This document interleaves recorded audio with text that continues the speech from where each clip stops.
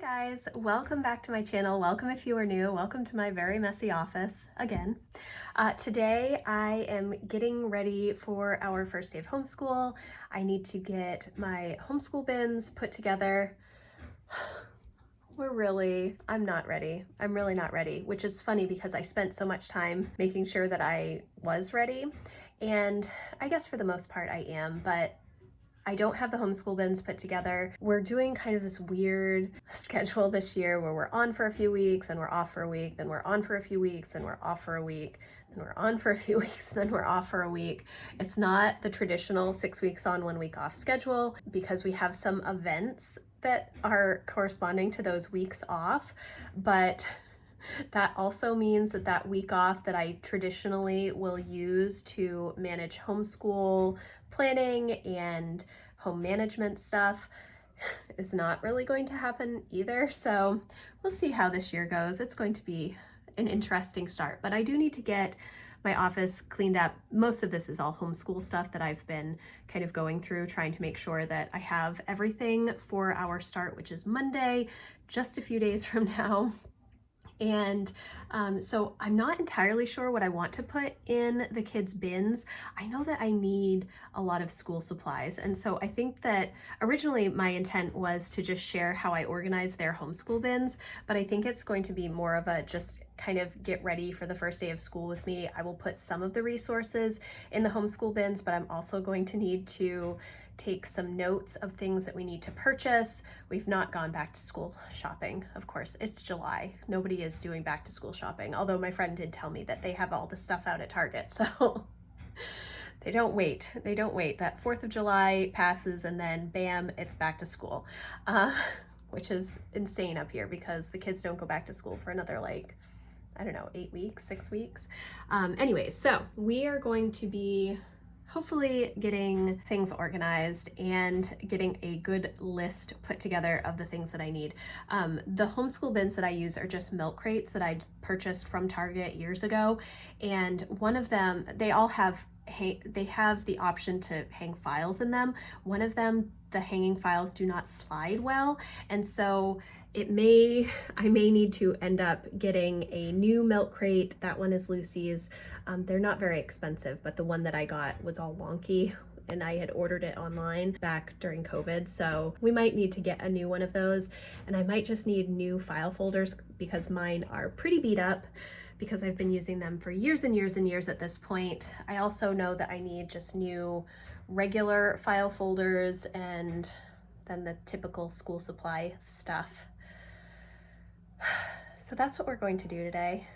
Wish me luck. I also have to plan out our first week of homeschool and figure out exactly what that's going to look like. Should be an interesting day.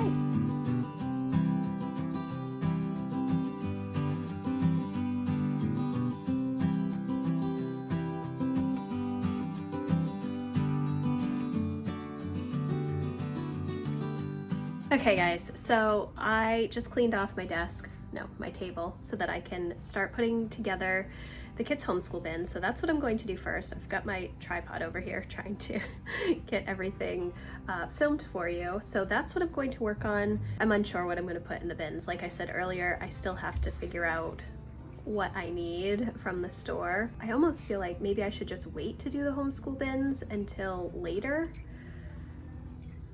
I do need to make some piles of things for the kids for the week though, so we'll see how it goes. Okay, so I have gotten Jack's and Lucy's bins done. I will show you what I have here. It's not everything, and that's a little bit different than how I typically do these bins. Typically I will have like 6 or 7 weeks of work in them, but right now I'm just putting the first few weeks in to see how things go. We'll see. We'll see. I feel very disorganized. Even though I know all of the content and everything like that, I don't feel as though we're going to have a super strong start just because we're having all of these breaks, which I knew going into it we were going to have these breaks, but it just kind of breaks things up just a little too much in my opinion. We're just gonna keep going. So I will show you what I have for Jack and Lucy's bins, and then I will get working on Emma's next. Okay, so Jack is doing teaching textbooks geometry, but I did get Life of Fred geometry just in case he needs a little extra help or wants some more reference material. I do actually need to print out the appendices from teaching textbooks that has all of the proofs and formulas and all of that stuff, because it is so much better to have that in print. I love the online, well, let me turn you around. I love to have the online math program, but the reference material, I need to have it in paper format, and I can't print it out until we have access to the course, which doesn't happen until Monday. I wish that that was something that I could purchase from them and have them send to me, because those types of resources are very valuable, especially for math. It's not something that you can easily flip back and forth with when you are in the middle of a lesson. For the earlier ages, I'm sure it's not that big of a deal, but for the high school maths, I think that that would be very helpful to have those printed out. I did do that with algebra for Emma. I did it with geometry as well, so she's taken notes and stuff in her geometry stuff, so I've got to print out the new stuff for Jack. I just wanted to share that little tidbit about teaching textbooks, but we will be using teaching textbooks for geometry. I just have some extra help things. I also have the everything you need to know about geometry in one big fat notebook, and I have Learn Math Fast for geometry. Lots of different resources. We use the teaching textbooks program, but if there are struggle areas, we definitely want to be able to shore those up before we get through the program. Then for his English, I have the Winston Grammar program. I don't know if we're going to do this or not, but I do have it just in case. He does a lot of grammar through his Japanese program, but it's a little bit different than Spanish for Emma, so I did want to have this. This is his Boomerang, the 20,000 Leagues Under the Sea. It's one of the older ones, but it still has all of the content and, you know, the spelling and vocabulary, the copywork and all of that, so I think that this will be good. Jack and Emma are both doing the In Your Own Words from Not Consumed. Then Wordly Wise Book 9 is what Jack will be doing this year, and then he also has this Can Do Cursive, which is just an extra thing. It's not really part of English, but it is there just in case he wants it. Then he has Japanese from Zero. His history, which we're not starting, is the Guest Hollow, and it's not really history, it's a lot of other stuff as well. Science is CompuScholar, Computer Science Foundations AP course, but I have not purchased that yet, and I may end up using one of their other courses instead for his science this year. There is one that's like Introduction to Gaming science course, so computer science, so I may do that instead. It's also a little bit less expensive than this AP class, and the only reason is because he is still on the younger end. He's just going to be 14 this year, so I was thinking if he wants to do that AP class and test, it might be better to wait until next year to do it. We're not doing the traditional college prep track science with the biology, chemistry, physics stuff, so it's a little bit different for him this year and for his overall high school career, so it will be interesting to see how that goes. He did do physical science last year. We will see. And then for Lucy, these are just cubes, manipulatives. Her math, we have a couple of extra lessons from 3B that we need to finish up, and then this is her first book for language arts this year, More Stories from Grandma's Attic. We have this Spelling UC student workbook part 2. She did part 1 last year. This is not really for spelling. She's actually really good at spelling. It is a spelling program, but I got it specifically for copywork to help her with copywork. Because she was doing cursive last year and she's doing cursive again this year. And then the language arts sheets from Sunlight. She does have copywork in here, but I think that it's good to have extra. So these are all her activity sheets for Sunlight Language Arts 4. Yeah, these are not very good files. And then her survival unit study and coding with Scratch 3.0 projects workbook, and then just her little clipboard back here. So that is all of their stuff for the time being. I do have this Navigating Friendships Bible study for kids sticker book from Cultivate What Matters. This is from Not Consumed, and I have this for both Jack and Emma as well, and Jack's high school planner, which is one that I got from Not Consumed last year. It is undated. It is a faith-based planner, but I think it's really good for high school, just listing out things that he needs to do. And then one of the notebooks from Erin Condren. I'm still getting some of that stuff out. These are colored pencils with refillable lead. So these are fun as well, just some little extra fun things to have. And then the Gemtone Ultrafine Tip pens. So now I just have to finish getting Emma's bin ready, and then for the most part things are kind of laid out. I do need to plan out the week, the homeschool planning for the week, which I will do after I finish getting stuff in the bins. And then I think that it's kind of just going to be seeing how things go each day. This next week I know that we have a few things that we want to do, going back to school shopping and some other things out of the house. And so it really is a slow start. It's really just about introducing new resources, kind of familiarizing the kids with a rhythm, what they're going to be expected to do daily, some of the different materials that we're going to be using, their Bible study, but it's not going to be, we won't be in all of our subjects until probably after Labor Day. And I know that sounds strange because we're starting in July, but a lot of the resources are not necessarily 36 weeks. Some are a little bit less than 36 weeks. Some things we double up sometimes. So that's the plan. I need to finish getting Emma's stuff sorted and then start to make my list. I think that I am going to look for a new bin for Lucy because this one, the files just will not slide well, and that's driving me insane. It drove me insane all last year too, so I think I'm just going to replace it.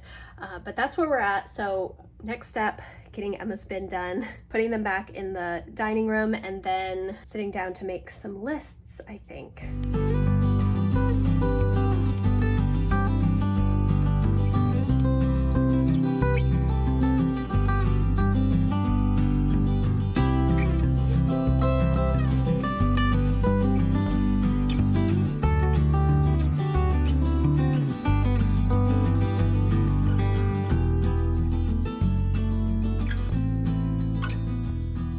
Okay, so Emma's bin is done. I have her Sound and Sense Intro to Poetry book, Word Power Made Easy. This is from Erin Condren. It's just one of those 5-in-1 zipper bags. So these all Velcro in, and you can put pens or whatnot in them. Lucy took the newest one that EC sent me, which is a vegan leather one. I'll leave a link for that. I got some of their back to school collection and shared that with everybody. Then we have Beowulf, we have Sir Gawain and the Green Knight, and Canterbury Tales. These are the 3 books that she is going to be starting with.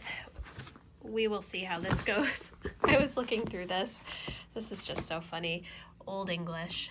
I don't know. This is going to be interesting. New English translation. That makes it a lot easier, but some of the pronunciation of this is going to be interesting. So yes, we're going to be having a fun time, I think. In Your Own Words, we're going to be starting this week, and then this is the teacher's guide. I don't separate out the student guide all that often because most of the stuff we do as discussion. If I'm going to have her answer specific questions in her narration notebook, I will give them to her from the student guide, but we do a lot of discussion, and she does do written narration for all of her language arts stuff. Then we have Wordly Wise book 11 and her cursive book, and then the Wordly Wise answer key, and Guest Hollow, government economics and personal finance, and then consumer math. She has 3 maths. And statistics, which we're going to be doing, plus she also has personal finance from Guest Hollow, and we're going to be starting with pre-calculus. I know I've said this a few different places, but she didn't want to do pre-calculus this year, but we do have it from teaching textbooks, and so she's going to start and see if she likes it. If she does, she will continue with it. If she doesn't, she'll just do statistics. So we'll see. We'll see. I do have a few other things. I have this activity book and then a story journal from Erin Condren for Lucy, and then I already showed you her little Bible study. We do not do Bible as a homeschool subject in our home. We just do Bible as this is part of what you do in life, in your morning routine. My older kids have Bible reading plans that they're going through, but I thought these little Bible studies would be fun.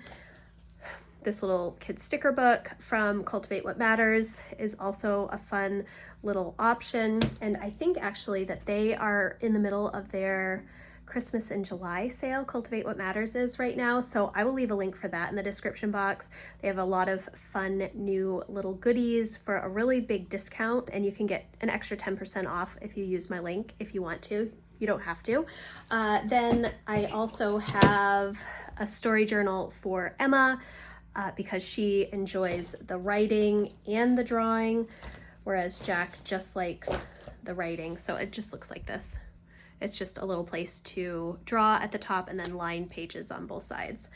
And then she needs to keep a journal this year for her language arts, so I'm going to have her use this little notebook from Erin Condren. It's just a little college ruled notebook, 7x9 size. We will most likely get more notebooks, but I like to have some better quality ones for the work that she has to keep, not just note taking and stuff, but the stuff like the written narration and this journal that she has to keep for it's like essentially a book journal, I think is what it is, the intent of this. So those are the homeschool bins. I'm feeling pretty good about things. And I think I'm going to wrap this up here. I know this video is kind of all over the place. It really is just me trying to get things set up for Monday, but I really don't know how the week is going to go. I know that I have some activities that I want to do this week, and we are just going to slowly start with some of the resources, the math and the English, and Lucy is going to be doing her science, the survival unit from the Waldock Way, which I did share about already in a different video. I can leave that linked in the description box if you're interested. So that's where we're at. We'll see how it goes. I'll definitely be vlogging the first day of school, so you'll see that. I do need to print out the first day of school interviews, which I talked about some of our first day of school traditions on Monday. This past Monday video, I did some first day of homeschool traditions and some non-traditional stuff that we do later, like once the public school actually starts. So I will leave that linked if you want to check it out. But thank you guys so much for watching. I hope that you enjoyed this little peek into my homeschool prep for the start of our new homeschool year. It's crazy that it's just around the corner. So thank you again so much for watching. If you enjoyed this video, please give it a thumbs up, and I will see you in the next one. Thanks guys. Bye.